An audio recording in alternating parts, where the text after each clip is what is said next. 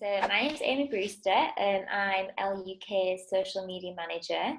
That basically means I run all the social media channels. So that's Facebook, Instagram, Twitter, Pinterest, and soon to be a TikTok. I think a key one is writing skills, and I think it's one of those things that people, especially social media these days, with everyone having Instagram, everyone's got Facebook. It's quite easy for people to think, "Oh, well, I could do that." Every other role within the business, the things they write will be edited, and it will go through a process to make sure whatever's gone out, is grammatically correct, spelling's correct, fact checked. I think it's one of the only roles these days that you generally don't have anyone to edit or check what you're doing. Pictures is obviously a big skill for Instagram, but it's quite. I think it's one of those things that pictures quite. It's subjective. So it's a picture that someone might think is great, someone might not be that keen on. But I think it's knowing your brand and then being able to relate that in pictures. Like, reporting is such a huge part of the job. So your reporting and your math skills, I mean, don't get me wrong, you don't need to be a mathematician, but you just need to be able to know if things are going in the right direction, what's working, what isn't. One of the key things with social, when you're trying to create a business, or even if the business is you, like if you want to become known for doing something or being someone, I think one of the main mistakes is being embarrassed. Like, you have to kind of put it all out there. And I don't mean all out there as in your life out there, but I mean, you can't be thinking, oh, it's, this is really embarrassing that I'm trying to do that. Or, those people that I used to go to school with 10 years ago will be thinking, oh, why is she putting that on Instagram?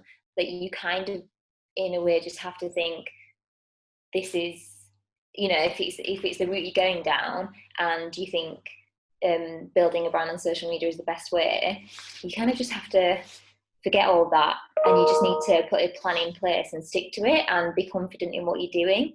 And I think the audience will find you. So if there is, if you've got a few followers from school who aren't into your business, they might unfollow you, but then 1,000 people who are interested in what you're doing will follow you. So it's, if that's the route you've gone down, you just got to go for it. Don't be embarrassed. I actually don't. So I think all the platforms have really different uses. And I guess it's about finding out where you think your audience is. So you're selling secondhand things, whether it's clothes or like antique furniture, anything like that. That's a really huge thing on Instagram. So your audience is that will want to buy things are probably going to be on Instagram, because it's a picture-based platform. You can make something look really nice and make people want it, whereas that's just not how Facebook works. Whereas if you're maybe a charity, or you're wanting to get people to your website rather than to buy something, Facebook's probably a good place to be. So I think it just depends. And I definitely don't think if you have a business and are on Instagram and doing well on Instagram, you need to create a Facebook and a Twitter and a Pinterest. I just don't think that's the way it works anymore. I think if you found your audience and that audience is on Instagram, I think it's fine just to keep it on there. You could start off by trying them all and see where you get pick up the most. I also think stalking is a very good way to do it, and think of other like brands or charities or websites like yours, and see where they are, see where their followers are, see where they're gaining the most traction and interaction. So if you've got a similar brand that are doing amazing on Facebook, suggest that you should probably be on Facebook. It's a well-known fact that the more you post, the less engagement you get, but the more followers you get. And the less you post, the less followers you get, but the more engagement you get. So if engagement is the key thing that you want, I'd basically go back to the old school way of just posting when you have something to post, as in you have content.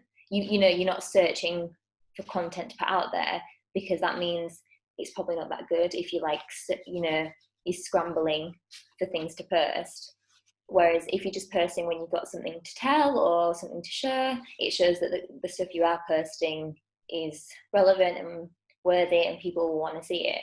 But if you're trying to increase your following, it is a case of you need to post more. And sometimes that means scrambling for anything to post. I think it's really important because I think even just as a user of Instagram, it's when when I'm scrolling, I very rarely look at who's posting it. You just look at the picture, and the first thing you look at is the picture, and then you read the caption, and then you'll kind of notice who's posting it.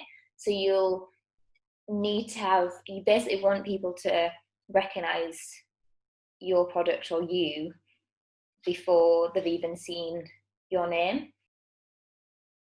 You look at Instagram like someone else's Instagram. So say someone is from the outside is looking at an ELLE Instagram post.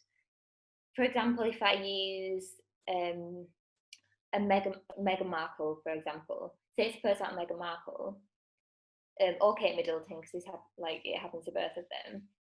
The comments will be like, "We don't care about the royals. This isn't news." So from the outside, you would think nobody cares because everyone's saying they don't care. Analytics will show that 25,000 people clicked on the post to read it. So then you're like, well, obviously 25,000 people care. So for me, I think it's sometimes when you look at engagement or comments, you could think, oh, that didn't do that well, and the comments are quite negative. Maybe they don't care. But then you look at analytics and they really, really care. So YouTube, seeing as we were just talking about SEO, it kind of works similar to Google in that it's all about keywords, and you want people, it's all about building the video in a way that people will find it easily, about building the video with as many keywords in it as possible. And then if it was on Instagram, obviously on the caption, again, you might say exclusive, or you might use a quote as the first sentence. So you might take a quote from the interview, the one that'll get the most pickup, and then you'd, Natalia and Charlie discuss X, Y, and Z at the link in bio. So you're basically putting a little nugget out of this is what they talked about, to make people then go to your site. You just want someone to have any reaction to your content, because if you're putting stuff out on social media that no one has any thought or feeling towards, then you're not doing it right. So I think it's, for me, like, for example, one of my favorite ever ELLE posts of all the things we've ever done, and it was like a random evening when George Clooney and Amal Clooney went to Buckingham Palace, and Amal, I think she was either getting an award or she was speaking, and it was a picture of George and Amal, and I just put as the caption. I didn't really even think about it. Amal Clooney and her husband attended Buckingham Palace for X, Y, and Z, and all the comments, I did really well for likes, and then I was really, I can remember reading through all the comments, and they were just so funny. They're like, "Oh my god, Elle, that's so funny! As if you just did that." And it's that, to me, is why I like the job, because it's just something so simple, yet people are like, "Oh yeah, it wasn't about it. It was about her. It wasn't about him. We didn't care about him at this point. It was about the evening was about her." And Monroe Burdoff was posted it on her Instagram stories, and she was like, "Yes, Elle." So stuff for that, for me, it's tiny little things that people really like.